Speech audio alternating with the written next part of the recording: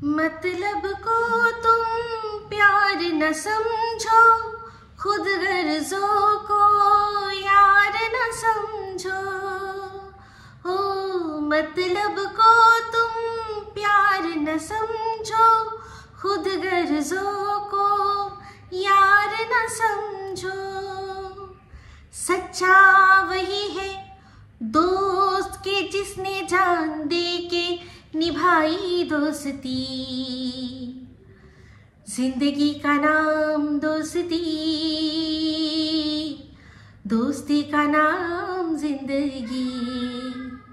कुछ भी नहीं रहता दुनिया में लोगों, रह जाती है दोस्ती। वेलकम टू टॉक ঝাল মিষ্টি উইথ ইপসিতা। আমি ইপসিতা, এখানে নো গালাগালি, নো কিস্তি, অনলি মস্তি।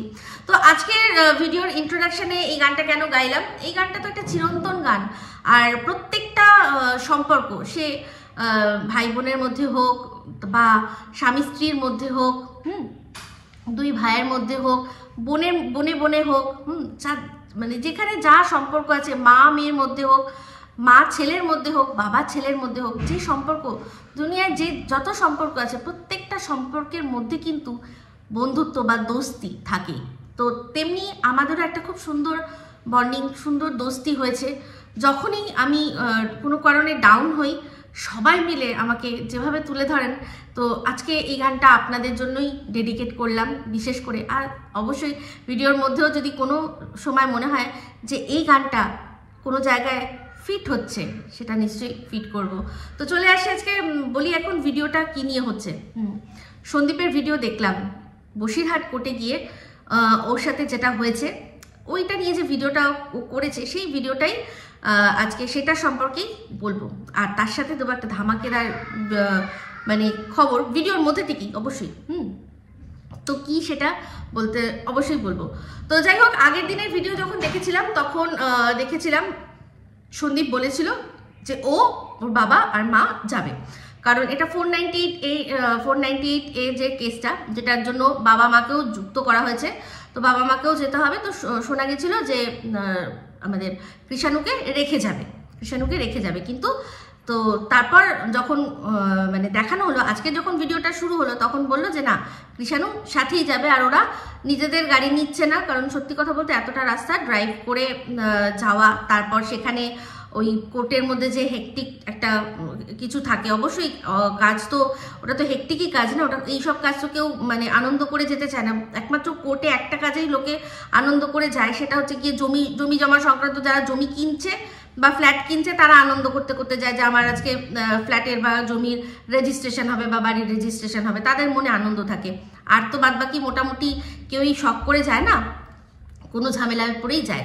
তো সেই ঝামেলা পোহাতে ওকে যেতে হবে, যেটা ও বললো যে এই যে শাস্তি একটা আমরা পাওয়ার আমাদের ভাগ্য ছিল, কারণ খুব অন্যায় করেছি না, একজনকে বিয়ে করেছি, সেই বিয়ে করে তার ফল, তারপর সে যে পরকীয়া করেছে তার যে কারণ, তার জন্য আমাদের তো শাস্তি পেতেই হবে। তো সেই শাস্তি ভোগ করতে এখন আমরা সপরিবার চলেছি। তো কৃষাণু সাথে গেল।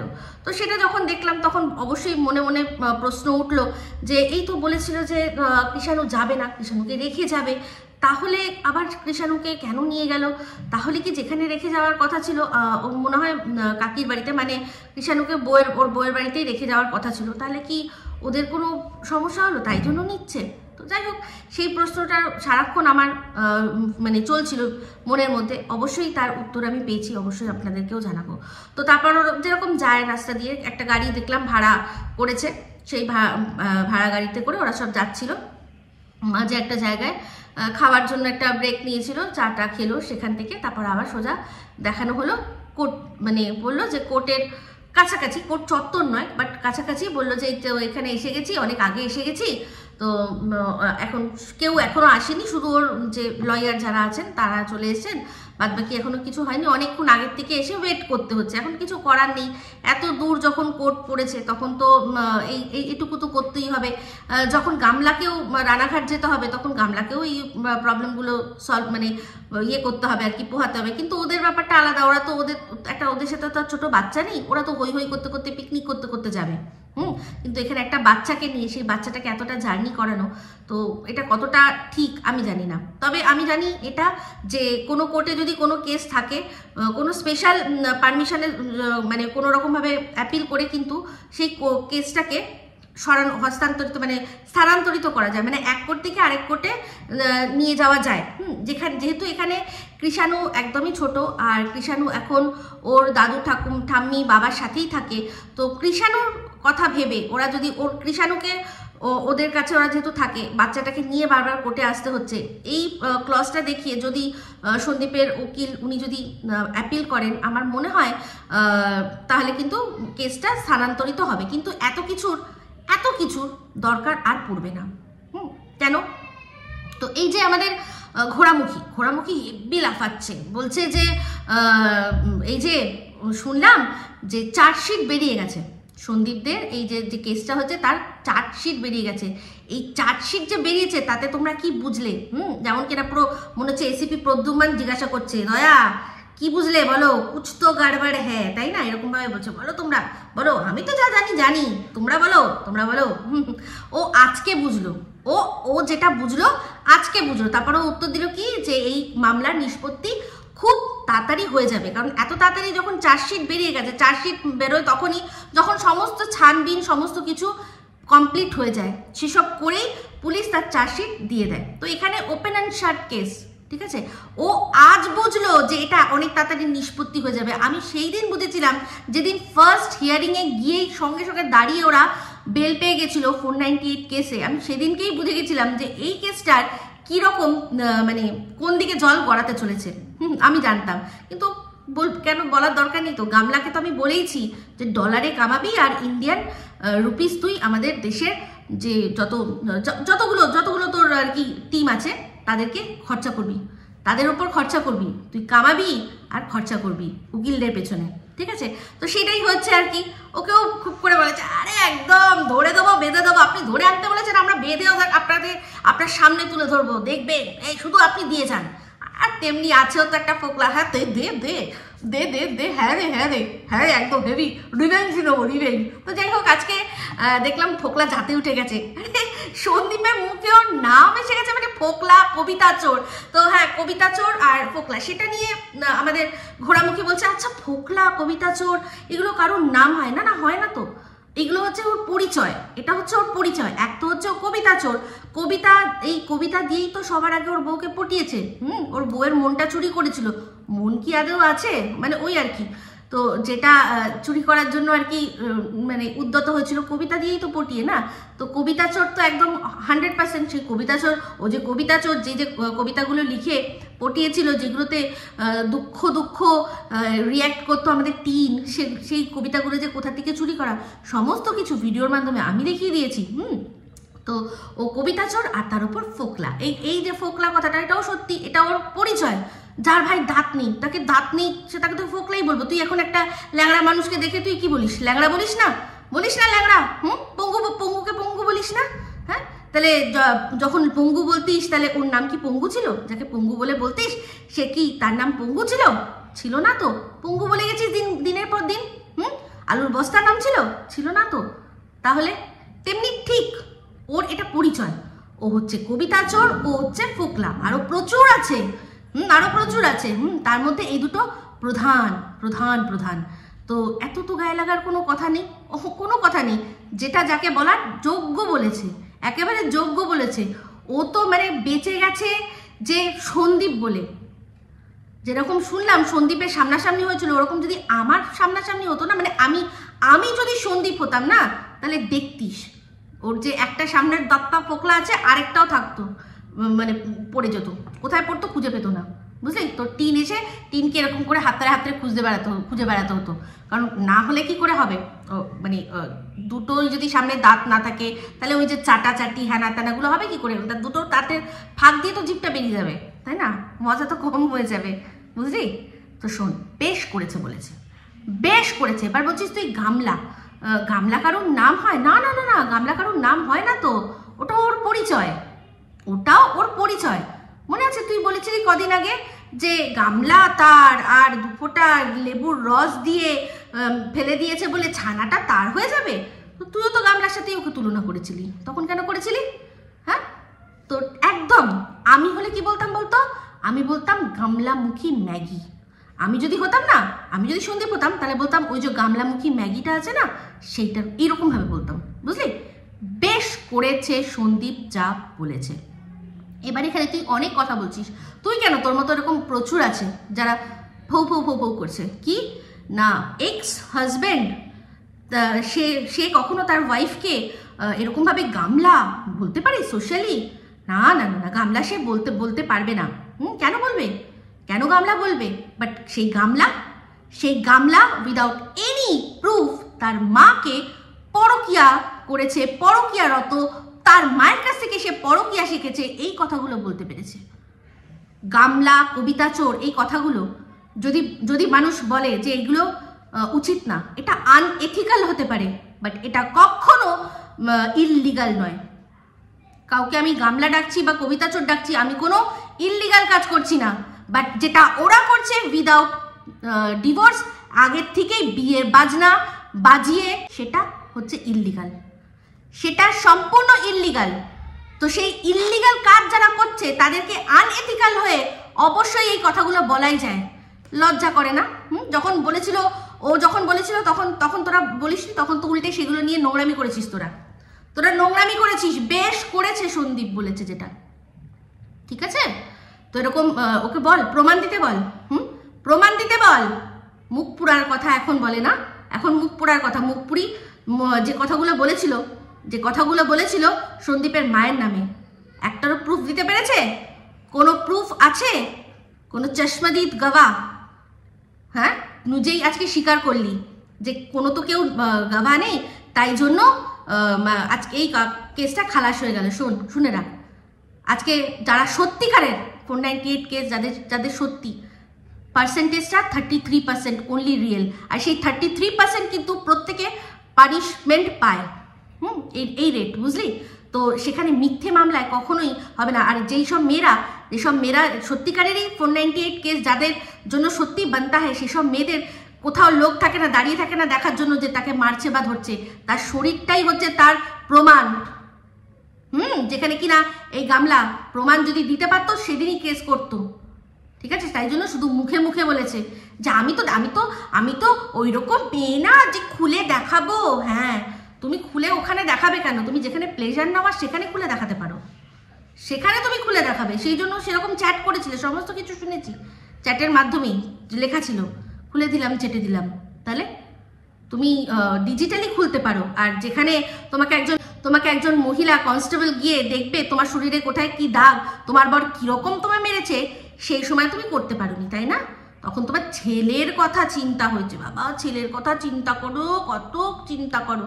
তো যাই হোক, তো প্রত্যেকটা মেয়ে যারা অত্যাচারিত হয় তাদের পুরো শরীরটাই হচ্ছে তাদের মানে কি বলবো, চিৎকার করে করে সাবুত দেয় যে দেখুন আমি কিরকম অত্যাচারিত, দেখুন। তার চেহারা দেখলে, তাকে দেখলে, তার শরীরের ক্ষত দেখলে লোকে বুঝে যায়। কেউ ক্যামেরা ধরেও দাঁড়িয়ে থাকে না, কেউ চশমাদিদ গওয়া হয়েও দাঁড়িয়ে থাকে না যে সত্যি দেখি তো যে মেয়েটার কিছু হয়েছে কিনা। এরকম প্রচুর কেস আছে, হাজব্যান্ড ওয়াইফ দুজনে একসাথে এক ফ্ল্যাটে থাকে, কে কাকে চশমাদিদ গওয়া দেবে? কে দেবে? স্বামী বলবে যে হ্যাঁ আমি মেরেছি, বলবে না। এরকম প্রচুর কেস স্ত্রীদের সাথেও হয়। অনেক স্ত্রীরা আছে তারা কিনা তাদের হাজব্যান্ডদের মারে, ঠিক আছে? তো এই ছেলেদের জন্য আইন, আজকে সন্দীপ বলছিল না যে ছেলেদের জন্য কি কোনো আইন নেই? আসবে, খুব শীঘ্রই আসবে। 498B কথা চলছে, ঠিক আছে? কারণ এই মেয়েগুলো যারা এই 498টাকে মিসইউজ করছে তাদের জন্য কোর্ট আবারও ভাবতে বাধ্য হচ্ছে। এই টিনের মতো মহিলারা, বুঝলি? ধোপে কেন টিকবে না, বুঝতে পারলি? আমি সেই দিনকেই বুঝতে পেরে গেছিলাম। আর তার উপর যখন পরকিয়া যেটা আর কি ফলো করে লিখে দিয়ে ডিলিট করে দিয়েছিল, আমার কাছে ছিল যথাসময়ে পাঠিয়ে দিয়েছি ওর যে স্বীকারোক্তি, ঠিক আছে? ওটা দেখলে, এই যে তুই বললি না যে জজ সাহেব কিন্তু দুটো চোখ ড্যাব করে দেখবেন, তো হ্যাঁ, ড্যাব করে ওর লেখাগুলো পুরো পড়েছে। তাই জন্যই বুঝে গেছে যে কি এই নিজে নোংরামি করে এই ছেলেটা তার পরিবারকে ফাঁসানোর চেষ্টা হচ্ছে, বুঝলি? তো যাই হোক যাই হোক, কনক্লুশন এটাই, বেশ করেছে সন্দীপ, অনেক কম বলেছে, অনেক কম বলেছে, ওর আরো বেশি করে বলা উচিত ছিল। বেশি করে বলা উচিত ছিল যে তার মা, তার বাবা, তাদের সম্পর্কে কোনো মানে প্রমাণ ছাড়াই তাদেরকে এরকমভাবে লোক লাগিয়ে ছোট করতে পেরেছে, তাদের জন্য অনেক কম বলেছে। সন্দীপ, তোরা বেঁচে গেছিস সন্দীপের মতো একটা ছেলে বলে। বললাম না যে সন্দীপ যদি আমি হতাম তাহলে দেখিয়ে দিতাম, সবার আগে তো ওটাকেই দেখাতাম, এই ফোকলাটা না, ওই ফোকলাটাকে ওখানেই দেখিয়ে দিতাম মজা। কত বড় সাহস, ও এসছে ওখানে খুঁজতে। হ্যাঁ, বাচ্চা, এই ব্যাপারটা কি হচ্ছে আমি একটু বলে দিই। আমার যেটা মনে হচ্ছে, এই মা মেয়ে ভালো করে জানে একটা মহা কিরকম চোর, এই চোর সব জানেন তো ভালো করে। তো এই চোরটাকে লাগিয়েছে যে যদি বাচ্চাটাকে পাস, ওখানে যা দেখ গাড়িটা, এটা যদি পাস টুক করে নিয়ে চলে আসবি, গুম করে দেবো, আর দিয়ে বলবো দেখুন বাচ্চার খেয়াল রাখতে পারে না, আমাদের বাচ্চা কই। বাচ্চা চুরি করতে এসছিল, করতে পারেনি। সন্দীপ ভিডিওর মধ্যে বলেছিল যে আমরা কোর্টের কেস যখন কোর্টের কাজগুলো করছিলাম, তখন একজন বিশিষ্ট কারুর কাছে গাড়ির মধ্যে রেখে আমরা গেছিলাম, যার উপর ভরসা করা যায়, হ্যাঁ, যে দায়িত্ব নিয়ে বাচ্চাটিকে রেখেছে। তো সেটা কি বলে দিই? হ্যাঁ, চলুন বলেই দিই, নাকি একটু পরে বলি? আচ্ছা ঠিক আছে, চলুন একটু পরে বলছি। তো যাই হোক, যেটা বলছিলাম যে এরকমভাবে এসছিল, এইরকম ধুরন্ধর প্ল্যান। তো যাই হোক, এই একটা হামলার কথা সন্দীপ বলেছে যে এইরকমভাবে হামলা করা হয়েছিল, আমাদের ওপর কোর্ট চত্বরে হামলা করা হয়েছিল, গাড়ির ওপর। সন্দীপ বলেছে গাড়ির ওপরে হামলা করা হয়েছিল, গাড়িটাকে অনেকক্ষণ ধরে মার্ক করে রেখে হামলা করা হয়েছিল, ঠিক আছে। তো সেটা সম্পর্কে ও যেটুকু বললো সেটুকু আমি মানে তাতে আমি যা বুঝলাম যে সত্যি কি এরকম কোনো ঘটনা হতে পারে। দেখুন, সত্যি কি হয়েছে না হয়েছে, আজকাল সবার হাতে ক্যামেরা আছে। যদি হামলা বলতে আমরা যেটা বুঝি, একটা গাড়ির ওপর 4-5 জন পড়ে গেল, দিয়ে সেখানে গাড়িটা খোলার চেষ্টা করা হচ্ছে, ধুমধুম কাছে মানে মারধর করার চেষ্টা হচ্ছে, এরকম যদি বলেন, আমি বলবো যে আমার মনে হয় না এরকম সেটা সম্ভব হয়েছে। কারণ তাহলে সবাই আজকাল হাতে ফোন নিয়ে থাকে, আর এরকম একটা মুখরোচক দৃশ্য তারা ক্যাপচার করবে না, করে ছেড়ে দেবে না, সেটা মুহূর্তে ভাইরাল হবে না, এটা হতে পারে না। হ্যাঁ, তবে যেটা বললাম যে উকি ঝুঁকি তাকাঝাঁকি করার চেষ্টা নিশ্চয়ই করেছে, যে কোনোভাবে যদি ছেলেটাকে ছোক মেরে নিয়ে চলে যাওয়া যায়। এইটা কিন্তু আমার পুরোপুরি, আমি বলছি যে আমি 100% বিশ্বাস করি। কেন বললাম বলুন তো? এখন আপনারা বলবেন যে কেন তুমি ওদেরকে ভালোবাসো সেই জন্য বললে? না, আমি রিকভারির দিন ওর বাবার যা রূপটা দেখেছিলাম, সেখানে সন্দীপের বাড়িতে বসে, হ্যাঁ, এক ঘর পুলিশ, বাইরে পুরো 1 গ্রাম লোক, সেখানে ওনার এতটা বেপরোয়া যে কলসি নিয়ে তেড়ে এসছে। আর এদিকে আমাদের দালাল বলছে নাকি ঘটি, ওটা নাকি ঘটি ছিল, ওই ঘটির বাড়ি তোর মাথা একটা দিলে না, তাহলে বুঝবি ওই যে মাথাটা সেই ফেটে গেছিল, আরেকবার ফাটবে তখন তোর মাথায় যদি কিছু ঢোকে আর কি, মাথাটা তো পুরো ফাঁকা হয়ে গেছে তোর। তো যাই হোক, ওটা নাকি ঘটি ছিল, কলসি তেড়ে এসছিল যে। আর এদিকে তার মেয়ে রান্না করতে করতে একবার বেলুন চাকি তুলে নিয়ে এসছে, আর একবার নোড়া তুলে নিয়ে এসছে। সেই মেয়ে পারে না এটা হামলা করতে? ওই হয়তো এসছিল, হয়তো একটা মহিলা নাকি একটা শুনছিলাম যে একজন মহিলা এসে ঝাপাঝাপি করেছে, তো সেটা হয়তো এই টিনই ছিল। তো যে গেছিল সে কেন সেটা বুঝতে পারিনি, টিন ছিল নাকি টিনের অন্য কোনো পরিবারের লোক যাকে হয়তো সে চেনে না, সেরকম কেউ এসেছিল, ও পাঠিয়েছিল দূর থেকে। বলা যায় না সবাইকেই যে আমরা চিনবো, এরকম তো কোনো ব্যাপার নেই, তাই না?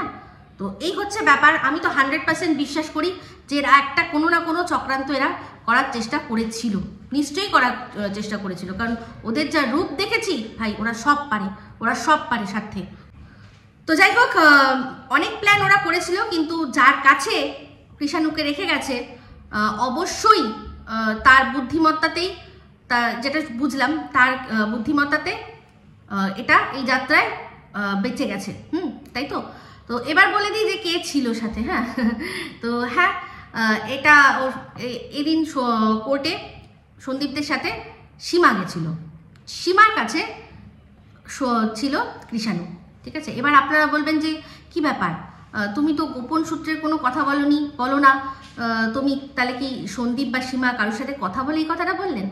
না, এটা আমি ওদের ভিডিওতেই দেখা গেছে যখন ওই সোনা হোটেলে ঢুকছিল, মানে জাস্ট ওই সিনটা শুরু হয়েছে তখনই দেখা গেছে সীমা হনহন করে হেঁটে আসছে, তার মধ্যেই ক্যামেরাটা বন্ধ হয়ে গেছে, আবার তারপর চালু হয়েছে। বাট ওই অংশটা যেহেতু সন্দীপ বললো না, সন্দীপ শুধু বললো যে বিশিষ্ট একজন ব্যক্তি, তো আমি জানি আমার চোখে যেমন পড়েছে নিশ্চয়ই কারুর না কারোর চোখে পড়বেই, তো সেই জন্য আমি সেটা আপনাদেরকে জানিয়েই দিলাম যে সীমা ছিল। এবার এই ঘটনাটাতেই এবার বলি অনেকেই বলেছেন, অনেকেই বলেন যে এই যে সীমার সাথে ওদের সম্পর্ক, আজকে ও কিন্তু গেল। আমার মনে হয় যে যেহেতু সীমা যেতে পারবে সেই জন্যই কৃষাণুকে নিয়ে যাওয়া হচ্ছে, নাহলে হয়তো বউয়ের কাছেই রেখে যেত। বাট হয়তো এটাই ব্যাপার ছিল, সীমা যেতে পারবে কি পারবে না সেটা নিয়ে দোটানা ছিল বলেই কৃষাণুকে একবার ভেবেছিল রেখে যাবে, তারপর যখন হয়তো সীমা বলেছে না আমি যেতে পারবো তখন নিয়ে গেছে। কারণ একটা না একটা সময় তো বাচ্চাটাকে রেখে তিনজনকেই যেতে হবে, কারণ তিনজনেরই তো নামে কেসটা, তাই না? তো সেরকম কোনো বিশ্বস্ত কাউকে না পেলে, যাকে মানে কৃষাণু এত ভালো করে চেনে, সেরকম না হলে তো সম্ভব না। না, আগের বার মনে আছে একজন যিনি ছিলেন তাকে অতটাও কৃষাণু ভালো করে চিনত না, তো আমার মনে হয় সেটা অরিন্দম ভাই ছিল। তো এবার হয়তো আপনারা ভাববেন যে কি বলছো ইপসিতা, একটা মা হয়ে সে তার ছেলেকে গুম করে দেবে, এটা বলতে পারলে? হ্যাঁ, বলতে পারলাম। কদিন আগেই দেখেছি না সূচনা শেঠের ঘটনাটা, সেখানে সেও তো মা, সেও তো জন্ম দিয়েছিল, তাই না? তো এখানে তো আমরা দেখেছি যে মা সুযোগ পাওয়ার সত্ত্বেও যেদিন নিজে বেরোলো বাচ্চাটিকে নিল না, 3-4 মাস পর রিকভারি করতে আসলো, তখনও বাচ্চাটাকে একবার চোখের দেখা সে দেখতে চাইলো না, কোনো দিনও বাচ্চাটার কথা বলে না, উল্টে তার বাচ্চাটা গিফট পায়, সেই গিফট পাচ্ছে বলে সেই হিংসায় লোক লাগিয়ে তার বাবাকে ছোট করে, বাচ্চাটা কেন গিফট পাচ্ছে সেগুলো ভিক্ষা, যে লোক লাগিয়ে এগুলো করায়। সেই মা নিজের স্বার্থে বাচ্চাকে গুমও করে দিতে পারে, নিজের স্বার্থে গুম করতে পারে। আর এই কথাটা বলবেন না। আর এই যে ঘটনাটা ঘটেছে না, মানে দেবীর চোখে পড়তে থাকে কেন, সেটা তার অন্য রিজন, যাতে নিজের মানুষকে রেখে তার বিচার করতে অসুবিধা না হয়, যে তখন যে সে যাতে বায়াস না হয়ে পড়ে, বা তার যেন বিচারে কোনো প্রভাব না পড়ে নিজের মানুষকে দেখতে, সেই জন্য চোখ বন্ধ থাকে, সে দেখতে পায় না যে সামনে কে আছে, তার কাছে সব সমান। কিন্তু বিচারক তার দু চোখ খোলা, দুকান খোলা, সে সমস্তটা বিচার করে। আর প্রত্যেকটা কেসে অন্যান্য কেসের রেফারেন্স দিয়ে দিয়ে তো তারপর কিন্তু যুক্তি বা যা হোক যেটা হোক লড়া হয়। তো সেখানে যখন জল জ্যান্ত এরকম একটা উদাহরণ আছে যে বাচ্চাটিকে শুধুমাত্র নিজের ইগোর কারণে বাচ্চাকে বাবার সাথে দেখা করতে দেবে না, সেই জন্য একজন মা, সাইকো মা, সে তার বাচ্চাটাকে শেষ করে দিল। তো সেখানে এখন আর প্লিজ মা যে বাচ্চার জন্য সবচেয়ে সেফ হ্যান্ড, সবচেয়ে সুরক্ষিত জায়গা, এই কথাগুলো কিছু মা আমাদের এই সমাজের যে স্টিরিওটাইপটা ছিল সেটা ভেঙে চুরমার করে দিচ্ছে। ঠিক আছে, তো যাই হোক, আজকে এই যে পিতিরা দেখুন, কৃষাণুর এক পিতি কিন্তু সাথে করে গেছে। যারা এই টিনের দালাল তারা সবসময় হয়তো অনেক সময় শুনেছি যে হ্যাঁ পিতিরা কই, পিতিরা তো গেল না, পিতিরা তো রাখলো না। সীমা ওখানে গিয়ে সম্ভব হয়েছে। যদি কোনোদিনও এরকম হয়, আমি আগেই ভিডিওর মাধ্যমে বললাম, যদি কোনোদিনও এরকম হয়, কোনো প্রয়োজন পড়ে, তাহলে কৃষাণু যদি আমার কাছে কৃষাণুকে রাখলে আমি কৃষাণুকে রেখে দেবো, সুন্দর বিন্দাস থাকবে। ঠিক আছে, তো এটাই হচ্ছে বক্তব্য। সব পিতিরা সম্পর্ক করেছে, সেই সম্পর্কগুলোকে মানে ঠিকভাবে পালন করার জন্য। মুখে মুখে এমনি ভাই ডেকে ফেলিনি, একজন গেছে, আমি এখানে রয়েছি। ঠিক আছে, যখন দরকার পড়বে নিশ্চয়ই। আমাকে অনেকে কমেন্ট করে বলেছেন, দিদি তুমি বলছো কেন দূর থেকে আশীর্বাদ দেবে, তুমি কি যাবে না? আমাকে একজন খুব কাছের মানুষ সেও বলেছেন। ঠিক আছে, তো আমি তাদেরকে বলি হ্যাঁ, যখন আমি বলেছিলাম না যে যখন এগুলো সব থেমে যাবে তখন আমি নিশ্চয়ই যাব। কারণ কৃষাণুর সাথে শিলাদেবীর সাথে মানে সামনাসামনি একেবারে সাক্ষাতে দেখা করার ইচ্ছা আমারও হয়। আজকের আমার গানটা কিন্তু এই ক্ষেত্রেও খাটে যে ওদের মধ্যেও যে ওদের সম্পর্ক, যে বন্ধুত্ব, সেটার জন্য বন্ধুত্বটা সত্যিকারের হলে তবেই মানুষ এতটা করে, ঠিক আছে? তো এটা আমরা সবাই জানি। তো এই জন্য এই গানটা কিন্তু আজকে আমার ডেডিকেট করা, এই ওদেরকেও করলাম, ঠিক আছে? তো যাই হোক, তারপর চলে আসলো কোথায়, সোনা হোটেল। তো সোনা হোটেলটা নিয়ে সন্দীপ বারবার করেই যেভাবে বলছিল, তো আবারও বলেছি যে সন্দীপ খারাপ মনে করবে হয়তো, বাট খারাপ মনে না করাই উচিত, কারণ ওকে ভালো করেই বোঝাবো আমি যে ওকে অত প্রায়োরিটি দেওয়ার দরকার নেই। তোমার যে এক্স, তাকে অত প্রায়োরিটি দেওয়ার দরকার নেই। সে গেছে ওখানে, সে তার চেয়ে তুমি অনেক বড় ব্লগার, ওর চেয়ে তুমি অনেক বড় ব্লগার। ও তো নোংরামি বেঁচে খাচ্ছে, তুমি তোমার ফ্যামিলি বন্ডিং বেঁচে দেখিয়ে খাও। তো সেখানে ও গেছে বলেই যেটা অনেক বড় হয়ে গেছে এরকম কোনো ব্যাপার না। হোটেলটা এমনি ভালো, অনেকেই গেছে, কারণ ওখানে আমার যতদূর মনে হয় মন্দিরাও গেছিলো, মন্দিরাও মনে হয় একবার কোনো সময় গেছিলো। তো অসুবিধা তো কিচ্ছু নেই, কোনো রকমভাবেই অসুবিধা নেই, ওরকম অনেক মানুষই গেছে। আমি বলবো কি বলতো, যে তুমি যেহেতু মুভ অন করতে চাইছো, তুমি নিজেই বলেছো, তো তুমি বারবার যদি ওর কথা বলো, আজকে চিন্তা করো তোমার যে বন্ধু, সে বন্ধুই, শুধু বন্ধু আর কিছুই না। কিন্তু যদি সে আজ নয় কাল, যেটা আমি বারবারই বলেছি, আজ নয় কাল নয় পরশু নয় 2 বছর 3 বছর পরেও যখন তোমার সাথে তার জীবনটা চিন্তা করবে, সে ভাবে আরে বাবা এ তো ওইখান থেকে বেরোতেই পারছে না, বারবার ওর কথাই বলছে, ওর ফোকলাকে নিয়ে কোথায় খেয়েছে, তাতে এর কিসের মাথা ব্যথা, তাই না? তো এটাই আমার মনে হলো, ওই জায়গাটা মানে অত ওকে হাইলাইট করার মতো কিচ্ছু নেই। তো সোনাই কাকাকে নিয়ে গেছিল না, ফ্যামিলিকে নিয়ে গেছিলো, ফ্যামিলিকে নিয়ে খেতে গেছিলো, সেটা নোংরামি নয়। কিন্তু বাদবাকি ওর যেটা বেঁচে বেঁচে ও খাচ্ছে, যেটার জন্য আজকে ও এত উঠেছে, সেটা কিন্তু নোংরামি। চিন্তা করে দেখলাম, আমি ভালো করে খোঁজ নিয়ে দেখলাম যে যেটাতে ও লিখেছে যে ভ্যালেন্টাইন্স ডে পালন, সেইটাতে কিন্তু ভিউজ বেশি হয়েছে, সেই ভিডিওটাতে ভিউজ ওর বেশি হয়েছে। তার মানে সবাই দেখতেই যাচ্ছে। এমনিতেও ওই ভিডিওটাতে ভিউজ বেশি হওয়ার কারণ, প্রচুর মানুষ ঘুরিয়ে ফিরিয়ে বারবার ওটা দেখেছে, কারণ সবাই ভেবেছিল যে ওখানে তুমি গেছিলে। তোমাদের এটা গটা, আশা করি বোঝাতে পারলাম। তো খেয়েছো, খাওয়া দাওয়া সব ঠিকই ছিল। ভাত বললে ভাত ভালোবাসো, ভাত খেয়েছো, কৃষাণুকেও দেখলাম ঠিক আছে। তো এরপর চলে আসলো অরিন্দম ভাইয়ের সাথে তোমার দেখা হলো। তো আমি তো খুব ভালো করেই বুঝে গেছি যে চার্জশিটের সম্পর্কে যা কথা হলো, এই সমস্ত কথা সবই ঠিক ছিল, আমি আগের থেকেই সেগুলো সম্পর্কে আলোচনা করলাম। কিন্তু সবচেয়ে একটা জিনিস দেখলাম যে আবারও কি বলবো, মনক্ষুণ্ণ হলাম। দেখলাম সেই যে তোমাদের পজিটিভিটি থেকে নেগেটিভিটিটাকে তোমরা প্রায়োরিটি বেশি দিচ্ছ। তোমার কি মনে হয় আজকে অরিন্দম ভাই যে কথাগুলো বললো, তাতে তোমাকে যারা নেগেটিভ ভাবে তোমাকে নিয়ে চর্চা করে, তারা কোনোভাবে দমে যাবে? কখনো না। তোমরা এতক্ষণে হয়তো বুঝে গেছো, তারা আরো 4 গুণ এনার্জি নিয়ে নামবে, 4 গুণ এনার্জি নিয়ে নামবে। তো সেক্ষেত্রে বারবারই বলেছি, নেগেটিভকে যত তুমি নেগেটিভ মানুষদের বোঝাবে যে তুমি ওদের নেগেটিভ কথাতে তুমি হার্ট হচ্ছ, তুমি সেটাতে খুবভাবে এফেক্টেড হয়েছো, তোমার প্রতি আরো 4 গুণ বেড়ে যাবে। তো ঠিক আছে, তোমার যদি মনে হয় যে চলো তুমি নিতে পারছো সেটা, তাহলে ভালো। এদিকে আমার যতদূর মনে হচ্ছে তুমি এইসব কথাগুলো নিতে পারছো না, সেই জন্যই যে তোমার মাঝে মাঝে তোমার ভেতর থেকে ফ্রাস্ট্রেশন বেরিয়ে আসছে। যেমন কিনা তুমি আমি যা বলিনি সেগুলো না, মানে সেগুলোকে তুমি আমার ওপর দিয়ে চালিয়ে দিলে, যে কথাগুলো অন্য লোকেরা, নেগেটিভ লোকেরা বলেছে, শুধু আমার একটা লাইন নিয়ে যে তোমার খারাপ লাগলে আমার কিছু করার নেই, এইটা দিয়ে তুমি বাদবাকি যারা তোমাকে নেগেটিভ যেভাবে চর্চা করে সেটা আমার ওপর দিয়ে তুমি চালিয়ে দিলে। আশা করি তোমাকে বোঝাতে পারলাম। তো যতদিন না তুমি ওরা যা বলছে সেটা তুমি যতদিন না দেখা ছাড়বে, ততদিন তোমাকে এরকমভাবেই কষ্ট পেতে হবে। আর তোমার যে এক্স গামলামুখী ম্যাগি, সে তো প্রত্যেকটা ভিডিও তোমাকে নিয়ে যারা নোংরাতর ভিডিও করছে, সেগুলোকে কমিউনিটিতে দিচ্ছে, যাতে তুমি তাদের চ্যানেল দেখো না, কিন্তু তুমি তোমার এক্স ওয়াইফের কমিউনিটিটা তো খেয়াল করো না। তো যাতে তোমার চোখে সেগুলো পড়ে, যে তোমার সম্পর্কে কি ধরনের অ্যানালিসিস হচ্ছে। আশা করি বোঝাতে পারলাম। তো যাই হোক, আরেকটা এটাই বললাম যে আর কিছু না, এদের নোংরামির পরিমাণটা অনেক বেড়ে যাবে। অরিন্দম ভাই বললো ঠিকই, কিন্তু এতে কি হলো বলো তো, ওরা উৎসাহ পেয়ে গেল। আর এই যে খিল্লি কথাটা আরো বেশি করে খিল্লি ওরা করবে।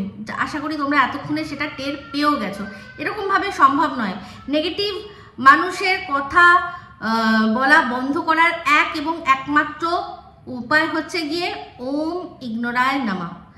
এই ইগনোর যদি তুমি যতক্ষণ না করতে পারছো, ততক্ষণ তোমাকে তোমার ভেতরে এই মানে এগুলোকে আরো বাড়বে, তোমার ক্ষতটাকে বাড়িয়ে বাড়িয়ে বাড়িয়ে বাড়িয়ে মানুষ একেবারে ধকধকে করে দেবে, তার মধ্যে নুন তেল মশলা সমস্ত কিছু মানে দেবে। ঠিক আছে, আশা করি বোঝাতে পারলাম। এই যে দেখো আমি তোমাকে যে গানটা ফার্স্টে যে গানটা করলাম সেখানে কি বলেছিলাম, যে গানটার মধ্যে কি ছিল, যে মতলব কো তুম প্যার না সমঝো খুদ গর্জো কো ইয়ার না সমঝো। তো এখানে অনেক মানুষ এরকম আছে, ছোট ছোট ধরো চ্যানেল, যারা আর কি তোমাকে নিয়ে ভিডিও করছে, পজিটিভ ভিডিও করছে, ভাবছে যে যদি কোনোভাবে তুমি একটুখানিও তাদের ভিডিও দেখে কোনোভাবে তাকে একটা কমেন্ট করো বা কোনোভাবে কোনো উৎসাহ দাও বা জাস্ট মুখে একবার বলো, তাহলে তার জন্য তোমার মানে পজিটিভিটিগুলো খুঁজে খুঁজে বার করে নিয়ে আসবে। বা তুমি যখন তারা যখন দেখবে যে পজিটিভিটি নয়, তোমাকে নিয়ে পজিটিভ কেউ ভিডিও করলো তোমার তাতে যায় আসে না, তোমাকে নিয়ে নেগেটিভ যারা করছে তাদের তুমি বেশি করে প্রমোট করছো, এটা একটা রকমের প্রমোশনই হয়ে গেল। আজকে তুমি দেখো প্রত্যেকটা মানুষ তোমাকে একটাই কথা বলেছে যে এরকমভাবে মুখ বন্ধ করানো যাবে না। আর এটা সত্যি কথা, আজকে চিন্তা করে দেখো না, আমরা যারা টিনকে নিয়ে বলি, টিন কি পারছে আমাদের মুখ বন্ধ করতে? ও কি করছে, আমাদের মুখ বন্ধ করার ওর তাগিদ নেই, ও তাদের মুখগুলো দর্শকদের কাছে পৌঁছে দিচ্ছে যারা ওর নামে সুনাম করছে, যারা ও যেটা করেছে সেটাকে ভালো বলছে, জাস্টিফাই করছে। বুঝতে পারছো? তোমাকে এটা আমি অনেকবার বুঝিয়েছি। আমি বলছি না তোমাকে দরকার নেই কাউকে প্রমোট করতে হবে না, তুমি শুধু নেগেটিভ যেটা দেখছো সেটাকে দেখে চোখটা বন্ধ করে জাস্ট দেখিনি মতো করে ছেড়ে দাও, তাহলেও ওরা উৎসাহ অনেকটা হারাবে, যেটা একসময় হয়েও ছিল। বাট আবার দ্বিগুণ তিনগুণ জোশ নিয়ে চলো, দেখবে তোমার ধৈর্যর পরীক্ষা চলবে, এখন ধৈর্যর পরীক্ষা চলবে। তো যাই হোক, একটাই কথা বলবো যে এইভাবে বাচ্চার ওপর অ্যাটাক করা, বাচ্চাকে মানে এরকমভাবে বাচ্চা যেখানে আছে সেখানে চলে যাওয়া, আমার যত মনে হয় ওখানে গামলি নিজে আসেনি, কারণ গামলি যদি আসতো তাহলে তো ওর ছেলেই ওকে চিনে নিতে পারতো, তাই না? তো চিনে যেত না, তো সেখানে আশা করি গামলি আসেনি, গামলি কাউকে পাঠিয়েছে, যাকে কিনা কেউই চিনি না, কেউ আমরা চিনি না। সেই হয়তো এই লিগাল টিমের মধ্যেই কেউ হয়তো আছে, অনেক লিগাল টিমের মধ্যে তো অনেক মহিলারাও থাকে, তাদের মধ্যেই কাউকে একজনকে পাঠিয়েছে হয়তো, তাই না? তো এই হচ্ছে ব্যাপার, এটাই বললাম। তো একটাই কথা যে বাচ্চার কাস্টাডি যে নিজে ও বলেছে যে ও নাকি বাচ্চার কাস্টাডির জন্য ও দাবি করেছে, কেস করেছে, সেই বাচ্চার কাস্টাডি একবার আদালতের কাছে দাবি করে যদি এই ধরনের ছলছাতুরি করা হয়, সেটাকে যদি প্রমাণ করে দিতে পারো, তাহলে ওর অবশ্যই শাস্তি হবে।